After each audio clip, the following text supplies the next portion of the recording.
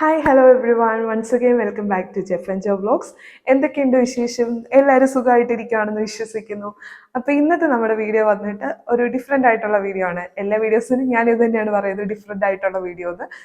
മറ്റൊന്നുമല്ല, ഞാൻ actually last വീഡിയോയിൽ നമ്മൾ ചെയ്തിരുന്നത് പ്രഗ്നൻസി റിലേറ്റഡ് ആയിട്ടുള്ള കണ്ടന്റ് ആണ്. അപ്പോൾ അതുമായിട്ട് റിലേറ്റ് ചെയ്തിട്ടുള്ള കണ്ടന്റ് തന്നെയാണ് ഈ ഒരു വീഡിയോയിലും.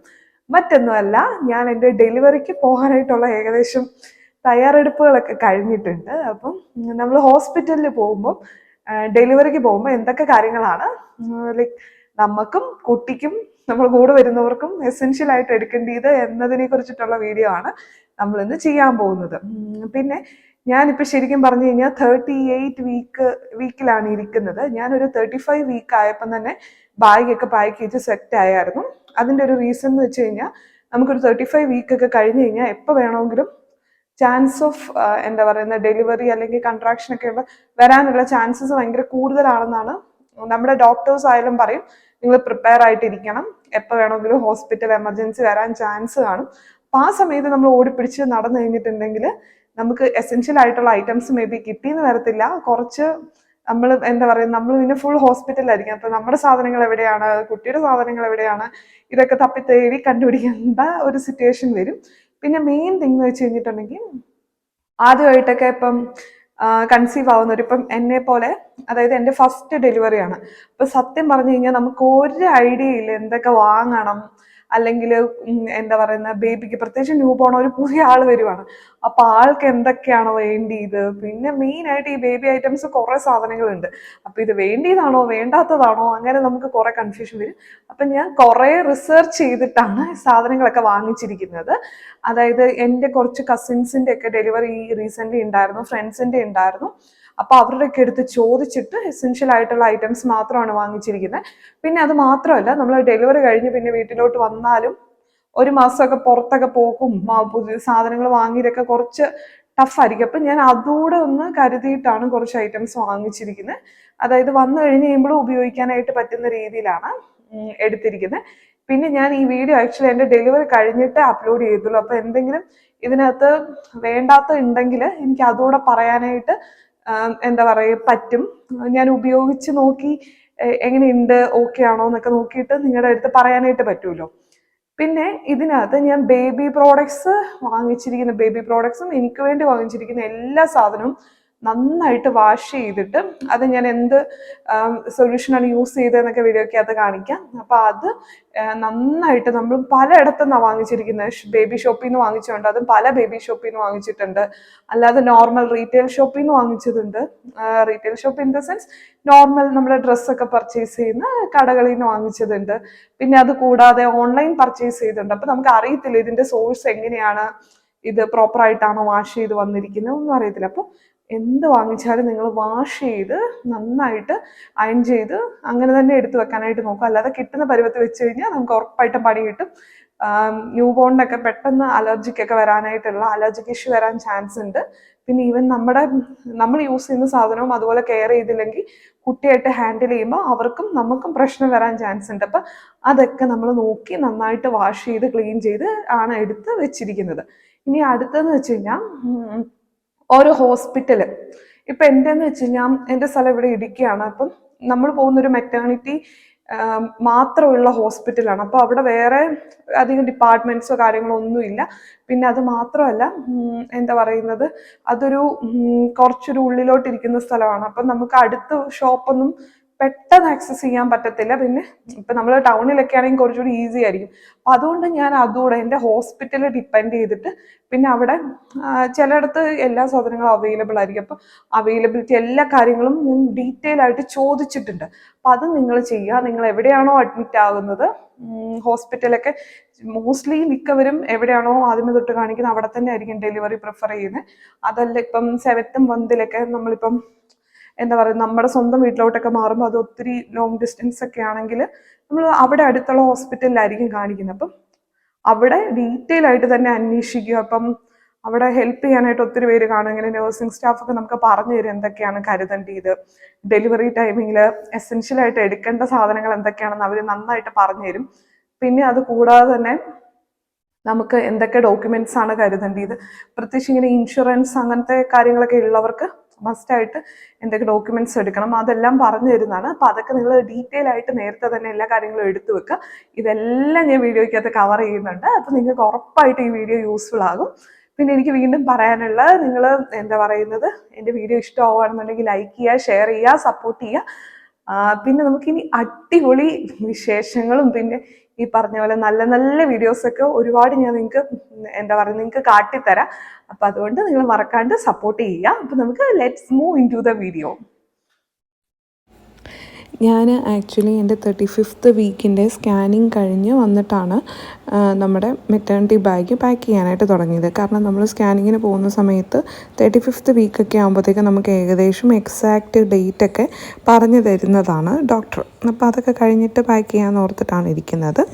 അപ്പം ഞാൻ ആദ്യമായിട്ട് നമ്മുടെ ഈ ഒരു എന്താ പറയുന്ന ബാഗ് പാക്ക് ചെയ്യുന്നതിന് ഇപ്പുറമായിട്ട് ചെയ്തൊരു മെയിൻ കാര്യം എന്ന് വെച്ച് കഴിഞ്ഞിട്ടുണ്ടെങ്കിൽ ഒരു ബുക്ക് എടുത്തിട്ട് അതിൽ എനിക്ക്, ബേബിക്ക്, പിന്നെ നമ്മുടെ കൂടെ വരുന്നവർക്ക്, ഹസ്ബൻഡിന്, പിന്നെ കോമൺ ആയിട്ട് വേണ്ടുന്ന ഐറ്റംസ് അതെല്ലാം ഞാൻ സോർട്ട് ഔട്ട് ചെയ്ത് ലിസ്റ്റ് ഉണ്ടാക്കുകയാണ് ചെയ്തത്. കാരണം അങ്ങനെ ഒരു ചെക്ക് ലിസ്റ്റ് പോലെ ഉണ്ടാക്കുകയാണെന്നുണ്ടെങ്കിൽ നമുക്ക് ഭയങ്കര ഈസി ആയിരിക്കും പാക്ക് ചെയ്യാനും. അത് മാത്രമല്ല ഒന്നും മിസ് ചെയ്യാതിരിക്കാനായിട്ട് പറ്റും. അപ്പോൾ എന്തായാലും നമുക്ക് ഹോസ്പിറ്റൽ വരെ പോകാം. ഇത് നമ്മൾ പോകുന്ന വഴിയാട്ടോ. ഇപ്പോൾ രാവിലെ നല്ല തണുപ്പുണ്ട്, തലേദിവസം നല്ല മഴയായിരുന്നു. അപ്പോൾ അതുകൊണ്ട് ക്ലൈമറ്റൊക്കെ നല്ല അടിപൊളിയാണ്. പിന്നെ ഇപ്പോൾ ആക്ച്വലി നമ്മളിന്ന് ഹോസ്പിറ്റലിൽ പോയിട്ട് ഇന്ന് PV കാര്യങ്ങളൊക്കെ ഉണ്ട്. അപ്പം ഏകദേശം അറിയാൻ പറ്റും PVൻ്റെ പൊസിഷൻ എങ്ങനെയാണ്. പിന്നെ നമുക്കൊന്നും എന്താ പറയുന്നത് കൺഫേം ചെയ്ത് പറയാൻ പറ്റത്തില്ല. എൻ്റെ ആക്ച്വലി ഹോസ്പിറ്റൽ വിസിറ്റൊക്കെ കഴിഞ്ഞപ്പോഴത്തേക്കും ഡോക്ടർ തന്ന ഒരു സമ്മപ്പം എന്ന് വെച്ച് കഴിഞ്ഞിട്ടുണ്ടെങ്കിൽ എൻ്റെ അടുത്ത് കുറച്ച് എക്സസൈസസ് നോർമൽ ഡെലിവറിക്ക് വേണ്ടിയിട്ട് ചെയ്യാനായിട്ട് പറഞ്ഞിട്ടുണ്ടായിരുന്നു. വീട്ടിൽ ജോലികൾ കാര്യങ്ങളൊക്കെ ചെയ്യാൻ പറഞ്ഞു. അപ്പം അതായത് നോർമൽ ഡെലിവറിക്കുള്ള ചാൻസസ് കൂടുതലാണ് എന്നാണ് എൻ്റെ അടുത്ത് പറഞ്ഞത്. പക്ഷേ ആക്ച്വലി നടന്നൊരു കാര്യം എന്ന് വെച്ച് കഴിഞ്ഞിട്ടുണ്ടെങ്കിൽ എനിക്ക് എമർജൻസി C-സെക്ഷൻ ആയിരുന്നു. അപ്പം നമുക്കൊന്നും പ്രെഡിക്റ്റ് ചെയ്യാൻ പറ്റത്തില്ല. ഓൾറെഡി ഡോക്ടർ എൻ്റെ അടുത്ത് പറഞ്ഞായിരുന്നു നമുക്ക് നോർമലാണെന്ന് 100% ഉറപ്പൊന്നും പറയാൻ പറ്റത്തില്ല. കാരണം ഏത് നിമിഷം വേണമെങ്കിലും എന്ത് ചേഞ്ചസ് വേണമെങ്കിലും സംഭവിക്കാനുള്ള ചാൻസസ് ഉണ്ട്. പിന്നെ ഈ പറഞ്ഞ പോലെ ബേബി ഹെഡ് ഡൗൺ പൊസിഷനിൽ വന്നിട്ട് പിന്നെ എന്താ പറയുന്നത് ബേബി എൻഗേജ്മെൻറ്റ് നടന്നാൽ മാത്രമാണ് പ്രോപ്പറായിട്ട് നോർമൽ ഡെലിവറി നടക്കത്തുള്ളൂ. അപ്പോൾ അതിനുള്ള ചാൻസസ് ഉണ്ടെന്നാണ് പറഞ്ഞത്. പിന്നെ 35 വീക്കും അല്ലേ ആയിട്ടുള്ളൂ. അപ്പം നമ്മൾ ബാഗൊക്കെ പാക്ക് ചെയ്യുമ്പോൾ നോർമൽ ഡെലിവറി ആയിരിക്കും എന്ന് പ്രതീക്ഷിച്ചുകൊണ്ട് 2 ദിവസത്തേക്കോ 3 ദിവസത്തേക്കോ ഉള്ള ഡ്രസ്സ് കാര്യങ്ങളൊക്കെ സെറ്റ് ചെയ്ത് വെച്ച് കഴിഞ്ഞാൽ നമുക്ക് അത് ബുദ്ധിമുട്ടാവും. അപ്പോൾ എപ്പോഴും നമ്മൾ ഒരു എന്താ പറയുന്ന ഒരു 1 വീക്ക് മിനിമം ഒരു 7 to 8 days ഹോസ്പിറ്റലിൽ നിൽക്കാൻ ചാൻസ് ഉണ്ട് എന്നുള്ള രീതിയിൽ തന്നെ നമ്മുടെ മെറ്റേണിറ്റി ബാഗ് പാക്ക് ചെയ്യാനായിട്ട് ശ്രദ്ധിക്കാം. അപ്പം ഞാൻ അങ്ങനെയാണ് കേട്ടോ ചെയ്തത്. അപ്പം ഞാൻ ഇൻക്ലൂഡ് ചെയ്തിരിക്കുന്ന കാര്യങ്ങൾ എന്തൊക്കെയാണെന്നുള്ളത് ഞാൻ സെപ്പറേറ്റ് ലിസ്റ്റായിട്ട് എടുത്തിട്ടുണ്ട്. അത് ഞാൻ കൊടുക്കാം. അത് നിങ്ങൾക്ക് സ്ക്രീൻഷോട്ട് എടുത്ത് വെക്കുകയാണെന്നുണ്ടെങ്കിൽ നിങ്ങൾക്ക് ബാഗ് പാക്ക് ചെയ്യാൻ നേരം ഭയങ്കര ഈസി ആയിരിക്കും. നമ്മൾ ബ്രേക്ക്ഫാസ്റ്റൊക്കെ കഴിച്ചിട്ടാണ് ഹോസ്പിറ്റലിലോട്ട് പോകുന്നത്, പുറത്തുനിന്നാണ് കഴിക്കുന്നത്. എൻ്റെ ഹോസ്പിറ്റലിൻ്റെ ഡീറ്റെയിൽസ് എന്ന് വെച്ച് കഴിഞ്ഞിട്ടുണ്ടെങ്കിൽ ലൈഫ് ബ്ലൂംസ് ഹോസ്പിറ്റൽ എന്നാണ് ഹോസ്പിറ്റലിൻ്റെ പേര്. പുറ്റടിയിലാണ് വരുന്നത്. എക്സാക്റ്റ് ലൊക്കേഷൻ ഞാൻ ലൊക്കേഷൻ കാര്യങ്ങളൊക്കെ കൊടുക്കാം. ഇടുക്കിയിലൊക്കെ ഉള്ളവർക്ക് നല്ലൊരു ഓപ്ഷനാണ് കേട്ടോ. കാരണം ഇവിടെ ഗൈനക്ക് മാത്രമാണുള്ളത്. ഫീമെയിൽ ഹെൽത്ത് ഓറിയൻറ്റഡ് ആയിട്ടുള്ള എല്ലാ സർവീസസും ഇവിടെയുണ്ട്. പിന്നെ ഇതൊരു കാം ആൻഡ് ക്വയറ്റ് ഏരിയയിലാണ് ഇരിക്കുന്നത്. നമുക്കൊരു ഹോസ്പിറ്റലിൽ പോയൊരു ഫീൽ അല്ല ആക്ച്വലി ഇവിടെ വന്നു കഴിഞ്ഞിട്ടുണ്ടെങ്കിൽ. കാരണം എന്താ പറയുന്നത് മെറ്റേണിറ്റി ഇത് മാത്രമേ ഉള്ളതാനും പിന്നെ ഡോക്ടറായാലും സ്റ്റാഫായാലും എല്ലാവരും ഭയങ്കര ഫ്രണ്ട്ലിയാണ്. നമ്മൾ നന്നായിട്ട് കെയർ ചെയ്യും. പിന്നെ ഈ പറഞ്ഞ പോലെ തന്നെ ഇങ്ങനെ ഒരു പ്രകൃതി രമണീയമായ സ്ഥലത്താണ് നമ്മുടെ ഹോസ്പിറ്റലിൽ ഇരിക്കുന്നത്. അതുകൊണ്ട് തന്നെ എനിക്ക് സത്യം പറഞ്ഞു കഴിഞ്ഞാൽ ഡെലിവറിക്ക് വരാൻ വേണ്ടിയിട്ടൊരു പേടിയും കാര്യങ്ങളൊന്നും ഇല്ലായിരുന്നു. ശരിക്കും നമ്മുടെ വീട്ടിൽ നിന്ന് ഏകദേശം 1.5 മണിക്കൂറോളം ഡിസ്റ്റൻസ് ഉണ്ട് ഇവിടെ വരാൻ. അപ്പം അടുത്ത് വേറെ 1-2 ഹോസ്പിറ്റൽസ് ഉണ്ട്. പക്ഷേ അതെല്ലാം നമുക്കൊരു ഹോസ്പിറ്റൽ ഫീല് അങ്ങനെ തരുന്നതാണ്. അപ്പോൾ എനിക്ക് ആദ്യമേ തൊട്ടേ ആഗ്രഹമായിരുന്നു ഇങ്ങനൊരു ഹോസ്പിറ്റൽ വൈബ് അല്ലാതെ കുറച്ചൊരു ഹോംലി ഫീലൊക്കെയുള്ള ഒരിടത്ത് പോയി ഡെലിവറി അങ്ങനെ ഫൈനലി നമ്മളിവിടെ ഫിക്സ് ചെയ്തു. അപ്പം ഇനിയിപ്പോൾ നമ്മൾ അടുത്തത് ഒരു ചെക്കപ്പ് കൂടെ ഉണ്ട്. അത് കഴിഞ്ഞ് പിന്നെ നമ്മൾ ഡെലിവറിക്കായിട്ട് അഡ്മിറ്റ് ആവുകയാണ് ചെയ്യുന്നത്. അപ്പോൾ ഇതൊക്കെയാണ് ഹോസ്പിറ്റൽ റിലേറ്റഡ് ആയിട്ടുള്ള വിശേഷങ്ങൾ.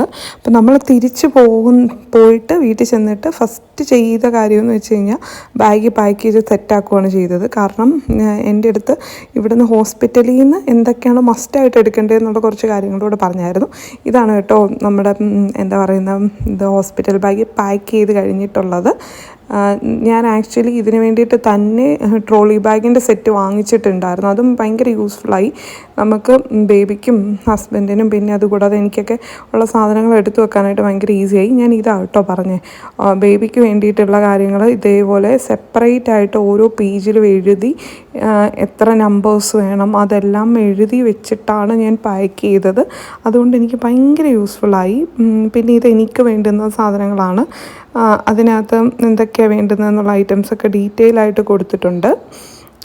പിന്നെ അതുകൂടാതെ അതർ ഐറ്റംസ്, അതായത് നമുക്ക് ഈ പറഞ്ഞ പോലെ തന്നെ നമ്മുടെ ഹാൻഡ് ബാഗിനകത്ത് എടുക്കേണ്ടത് പ്രത്യേകിച്ച് ഹോസ്പിറ്റൽ ഫയൽസ്, പിന്നെ ഇപ്പോൾ ഇൻഷുറൻസ് ഒക്കെ ഉണ്ടെങ്കിൽ അതിൻ്റെ പേപ്പേഴ്സ്, പിന്നെ ആധാർ കാർഡ്, അതൊക്കെ മസ്റ്റായിട്ട് എടുക്കണം കേട്ടോ. കാരണം ബേബീൻ്റെ സർട്ടിഫിക്കറ്റ്സ് അങ്ങനത്തെ കാര്യങ്ങളൊക്കെ ലൈക്ക് നമ്മുടെ ഈ ബർത്ത് സർട്ടിഫിക്കറ്റൊക്കെ ഓൺലൈനാണ് ഹോസ്പിറ്റലിൽ നിന്ന് തന്നെ ചെയ്യുന്നത്. അപ്പോൾ നിങ്ങൾ ആധാർ കാർഡൊക്കെ എടുക്കാനായിട്ട് രണ്ടുപേരുടെയും ഹസ്ബൻഡിൻ്റെയും വൈഫിൻ്റെയും ആധാർ കാർഡ്, അഡ്രസ് പ്രൂഫ് അതൊക്കെ എടുക്കാനായിട്ട് കൃത്യമായിട്ട് ഓർക്കുക. പിന്നെ നമ്മുടെ നോർമലായിട്ടുള്ള ഐറ്റംസ് ഉണ്ടല്ലോ ലൈക്ക് ചാർജർ, ഫോൺ ചാർജർ, അങ്ങനത്തെ കാര്യങ്ങളൊക്കെ അതൊക്കെ കൃത്യമായിട്ട് എഴുതി വെക്കുക. അല്ലെങ്കിൽ നമ്മൾ ആ സമയത്ത് ഇതെല്ലാം മറന്നു പോവും. പിന്നെ ഒരു ഓട്ടപ്പാച്ചിലായിരിക്കും. എൻ്റേതെന്ന് വെച്ച് കഴിഞ്ഞാൽ എൻ്റെ ഡെലിവറി ആക്ച്വലി നടക്കുന്നത് ഈസ്റ്ററിൻ്റെ അന്നാണ്. പിന്നെ എൻ്റെ അടുത്ത് പറഞ്ഞതിനെക്കാട്ടി ഒരാഴ്ച മുമ്പായിരുന്നു എൻ്റെ ഡെലിവറി. അപ്പോൾ അതുകൊണ്ട് ഈ ബാഗ് പാക്ക് ചെയ്ത് വെച്ചുകൊണ്ട് ഭയങ്കര ഈസി ആയിരുന്നു. കാരണം നമുക്ക് ഈ ബാഗ് എടുത്തിട്ടിട്ട് പോയാൽ മാത്രം മതിയായിരുന്നു. ഇത് ഞാൻ പർച്ചേസ് ചെയ്തത് നിക്കതും തന്നെ ഓൺലൈനാണ്. ഏറ്റവും കൂടുതൽ നമുക്ക് ഹോസ്പിറ്റലിൽ ആവശ്യം എനിക്ക് വന്ന ഐറ്റംസ് ഞാൻ പ്രത്യേകം പറയാം. നമുക്ക് ബേബീനെ കവർ ചെയ്യാൻ വേണ്ടിയിട്ടുള്ള, അതായത് നമ്മൾ ടർക്കി എന്ന് പറയുമല്ലോ, അങ്ങനത്തെ ഐറ്റംസ് നല്ല രീതിയിൽ നമുക്ക് വേണ്ട വന്നു. ഒരു 4 or 5 ആണോ ഉണ്ടെങ്കിലും കുഴപ്പമില്ല. കാരണം നമ്മൾ ഒരു ദിവസം യൂസ് ചെയ്തത് പിന്നെ പിറ്റത്തെ ദിവസം യൂസ് ചെയ്യുന്നില്ല. അപ്പം നമ്മൾ നിൽക്കുന്ന സ്ഥലത്ത് വാഷ് ചെയ്യാൻ അല്ലെങ്കിൽ ലോണ്ട്രി ഫെസിലിറ്റി ഒക്കെ ഉണ്ടെങ്കിൽ ഈസി ആയിരിക്കും. അല്ലെങ്കിൽ നമുക്ക് കുറച്ച് ബുദ്ധിമുട്ടായിരിക്കും. എല്ലാ ദിവസവും മാറി മാറി എടുക്കുമ്പം അത് ബുദ്ധിമുട്ടാകും. ഇതൊക്കെ ഞാൻ ഓൺലൈനായിട്ടോ വാങ്ങിച്ച എല്ലാ ബേബി ഡ്രസ്സസും ഞാൻ നന്നായിട്ട് എന്താ പറയുന്നത് വാഷ് ചെയ്ത് അയൺ ചെയ്തിട്ടാണ് വെച്ചിരിക്കുന്നത്. വാഷ് ചെയ്യാൻ വേണ്ടിയിട്ട് എന്താ പറയുന്നത് അതിനു വേണ്ടി യൂസ് ചെയ്തിരിക്കുന്ന സൊല്യൂഷൻ ഞാനിവിടെ കൊടുത്തിട്ടുണ്ട്. അത് പോപ്പീസിൻ്റെ ആണ്. ബേബി കെയർ ഐറ്റംസ് വാഷ് ചെയ്യാൻ വേണ്ടിയിട്ട് തന്നെയുള്ള ഐറ്റമാണ്. പിന്നെ ഇത് കെട്ടുടുപ്പാട്ടോ. ഇതും ആക്ച്വലി ആവശ്യം വരും. കാരണം ന്യൂ ബോണിന് ഭയങ്കര വെറൈറ്റി ഡ്രസ്സസ് ഒന്നും ഇടാൻ പറ്റത്തില്ല. ഏറ്റവും നല്ലത് വൈറ്റ് കളർ കെട്ടുടുപ്പ് എടുക്കുന്നതാണ് നല്ലത്. അതും വാഷ് ചെയ്ത് ഇതേപോലെ സെപ്പറേറ്റ് ഒരു കവറിനകത്ത് ഇട്ട് വെച്ചിട്ടുണ്ട്. പിന്നെ ഇത് മൈക്രോ ഫൈബർ ക്ലോത്താണ്. ഈ ക്ലോത്തും ആക്ച്വലി യൂസ്ഫുള്ളാണ്. ബേബിക്ക് ഫീഡ് ചെയ്തിട്ട് ഫേസൊക്കെ വൈപ്പ് ചെയ്യാനായിട്ടൊക്കെ ഭയങ്കരമായിട്ട് ഉപകാരപ്രദമാകും. പിന്നെ ഇത് കുറച്ച് കെട്ടുടുപ്പിൻ്റെ തന്നെയാണ്. ഇത് ഓൺലൈൻ വാങ്ങിച്ചാണ്. പല മോഡലാണ് കേട്ടോ. പക്ഷെ ഇത്ര ഇടിവെട്ട് കളേഴ്സൊക്കെ നമുക്ക് ഉടനെ ഉണ്ടായി ഇടാൻ പറ്റത്തില്ല. പക്ഷെ ഞാനിത് എടുക്കുന്നുണ്ട്. നമുക്ക് ഈവൻ എക്സ്ട്രാ ഉണ്ടെങ്കിൽ തന്നെ പ്രോബ്ലം ഇല്ല. വീട്ടിൽ വരുമ്പം ഇടാനായിട്ട് പറ്റും. ഏറ്റവും നല്ലത് ഇതേപോലത്തെ ലൈറ്റ് കളേർഡ് ആയിട്ടുള്ള ഡ്രസ്സസ് ഇടുന്നതാണ്. ഇത് കൂട്ട് പല മോഡൽസ് ഞാൻ എടുത്തിട്ടുണ്ട്. ഇതൊക്കെ പോപ്പീസിൽ നിന്ന് വാങ്ങിച്ചതാണ്. പിന്നെ റോംബോസ് എടുത്തിട്ടുണ്ട്. പക്ഷേ എനിക്ക് ഈ റോംബർ ഒരു ആവശ്യം വന്നില്ല ഹോസ്പിറ്റലിൽ. കാരണം ന്യൂ ബോൺ ആയതുകൊണ്ട് ജസ്റ്റ് കെട്ടുടുപ്പും പിന്നെ നമ്മുടെ ഹോസ്പിറ്റലിലാണെങ്കിൽ ക്ലോത്ത് ഡൈപ്പേഴ്സാണ് യൂസ് ചെയ്തത്. ഈ ഡയപ്പറിൻ്റെ ആവശ്യം വന്നില്ല. പക്ഷെ നമുക്ക് വീട്ടിൽ വരുമ്പോൾ യൂസ് ചെയ്യാം. പിന്നെ ഞാൻ വൈപ്സ് ഭയങ്കരമായിട്ട് ആവശ്യം വരും കേട്ടോ. വൈപ്സ് 2 or 3 സെറ്റ് എടുത്ത് വെച്ചാൽ അത്രയും നല്ലതാണ്. പിന്നെ ടിഷ്യൂ, പിന്നെ ബേബിക്ക് വേണ്ടിയിട്ട് തന്നെ ഞാൻ ബ്ലാങ്കറ്റ് എടുത്തിട്ടുണ്ട്. പിന്നെ ഈ പറഞ്ഞ പോലെ തന്നെ മിറ്റൻസ്, അതായത് നമ്മൾ കയ്യിലും കാലിലും ഒക്കെ ഇടുന്ന ഗ്ലൗസ് പോലത്തെ ഇത് ആവശ്യം വരും. കാരണം ന്യൂ ബോണിന് ഒട്ടും തണുപ്പ് ബെയർ ചെയ്യാൻ പറ്റത്തില്ല. അപ്പോൾ അതിൻ്റെ സെറ്റ് വാങ്ങിക്കാനായിട്ട് ശ്രദ്ധിക്കുക. പിന്നെ ഞാൻ ഈ നെയിൽ കട്ടറിൻ്റെ ഒക്കെ സെറ്റ് എടുത്തിട്ടുണ്ടായിരുന്നു. അതും ഞാൻ ബേബിയുടെ ബോക്സിന്, അതായത് ബേബിയുടെ ഈ ഒരു ട്രോളി ബാഗിനകത്ത് വെക്കുവാണ്. കാരണം ആവശ്യം വന്നാൽ നമുക്ക് എടുക്കാമല്ലോ. പിന്നെ അത് കൂടാതെ നമ്മൾ ഹോസ്പിറ്റലിൽ എൻ്റെ അടുത്ത് പ്രത്യേകം പറഞ്ഞതെന്ന് വെച്ച് കഴിഞ്ഞാൽ ബേബിനെ റിസീവ് ചെയ്യുന്ന സമയത്ത് ബേബിക്ക് ആവശ്യമായിട്ട് മെയിനായിട്ട് പറഞ്ഞതെന്ന് വെച്ചാൽ ഒരു സ്വെറ്റർ, ക്യാപ്പ്, പിന്നെ ഇതേപോലെ തന്നെ മിറ്റൻസ്, അതായത് കയ്യിലും കാലിലും ഇടുന്ന ഗ്ലൗസ്, പിന്നെ ഒരു വൈറ്റ് കളർ ടർക്കി, ബാക്കി അത് കൂടാതെ തന്നെ ബേബീനെ എന്താ പറയുന്ന ഈ പ്രൊസീജിയറിൻ്റെ സമയത്ത് യൂസ് ചെയ്യാൻ വേണ്ടിയിട്ട് വൈറ്റ് കളേർഡായിട്ടുള്ള നമ്മുടെ മുണ്ട് പറഞ്ഞിട്ടുണ്ടായിരുന്നു. മുണ്ടൊക്കെ നമ്മൾ വാഷ് ചെയ്ത് ഉപയോഗിച്ച മുണ്ടാണ് പറഞ്ഞിരുന്നത്.